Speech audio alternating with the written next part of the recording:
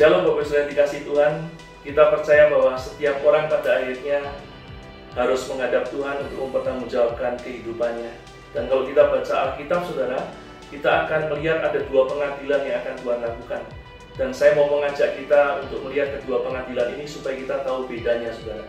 Yang pertama, kalau nanti kita baca dalam Wahyu pasal 20 ayat 11-12, saudara, dikatakan ada sebuah pengadilan yang disebut sebagai tahta putih besar.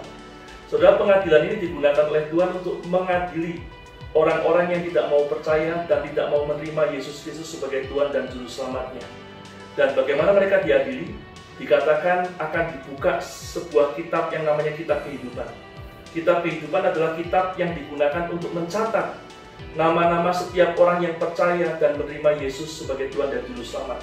Karena itu kitab ini dibuka untuk membuktikan bahwa mereka sepanjang umur hidup mereka tidak mau percaya dan tidak mau menerima Yesus sebagai Tuhan dan Juru Selamatnya. Dan karena itu, saudara, mereka akan diadili menurut perbuatan-perbuatan mereka dan akan dicocokkan dengan kitab suci agamanya masing-masing. Apakah perbuatannya semuanya sama atau tidak? Dan kita tahu, saudara, tidak ada seorang pun yang sanggup untuk melakukan semua perintah agamanya, semua perintah kitab sucinya tanpa pernah salah sekalipun.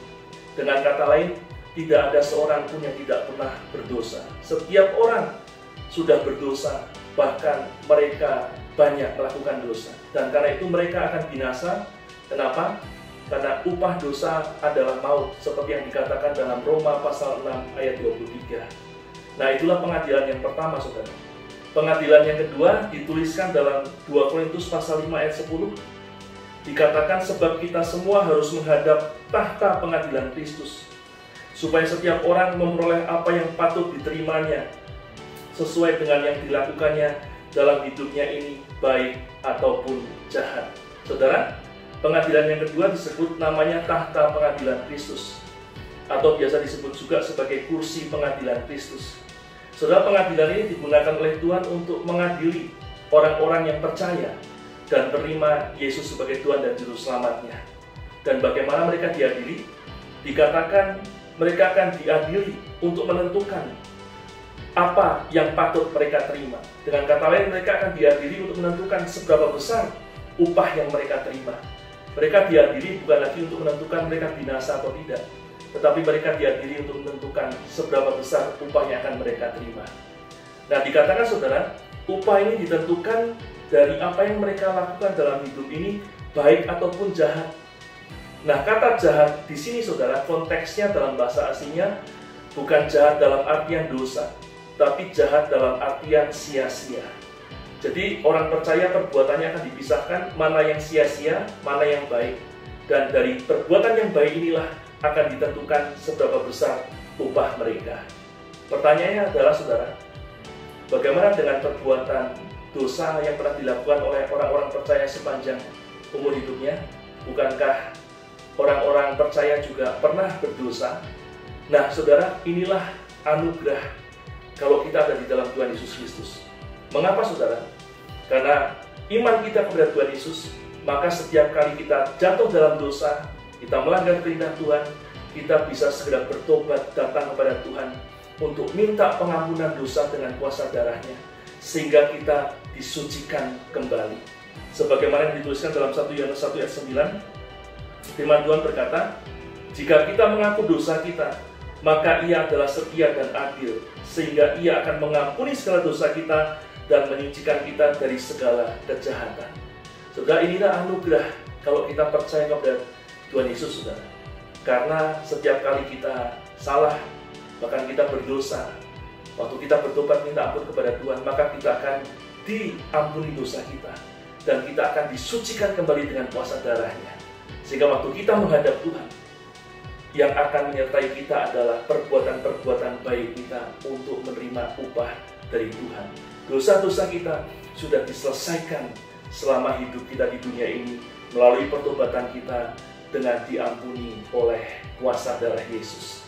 Dan karena itu, Yohanes 5 ayat 24 berkata, Aku berkata kepadamu, sesungguhnya barang siapa mendengar perkataanku dan percaya kepada Dia yang mengutus aku, ia mempunyai hidup yang kekal dan tidak turut dihukum, sebab ia sudah pindah dari dalam maut ke dalam hidup. Saudara, setiap orang yang percaya kepada Tuhan Yesus, maka otomatis dia sudah berpindah dari maut kepada hidup. Dan dia tidak akan turut dihukum. Kenapa saudara? Karena setiap dosa pelanggarannya sudah dibereskan selama hidup ini melalui pertobatan dan pengampunan dari kuasa darah Yesus. Itu mari saudara, sepanjang umur hidup kita jangan pernah kita tinggalkan Tuhan Yesus. Dan saat kita bersalah, saat kita berdosa sekalipun, mari kita segera datang kepada Tuhan dalam pertobatan supaya kita menerima pengampunan dosa kita, sehingga pada waktu kita berdiri di hadapan Tuhan, kita akan diadili, bukan lagi untuk menentukan kita binasa atau tidak, tapi kita ditentukan berapa besar upah kita. Inilah anugerah kalau kita ada di dalam Tuhan. Nah itu mari saudara, berdoa supaya kita selalu ada di dalam Tuhan Yesus. Hamba-Mu datang kepadamu Tuhan Yesus bersama dengan umat-Mu, dan kami minta pertolongan-Mu Roh Kudus. Tolong kami dalam sepanjang kehidupan kami, supaya kami tetap ada di dalam Tuhan apapun yang terjadi dalam hidup kami. Dan hamba-Mu berdoa Tuhan buat setiap umat-Mu yang tekun dan setia, biar turun anugerah atas mereka semua.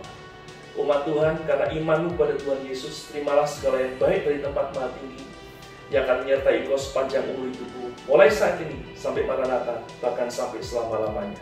Di dalam nama Tuhan Yesus Kristus aku lepaskan berkat ini. Haleluya. Amin.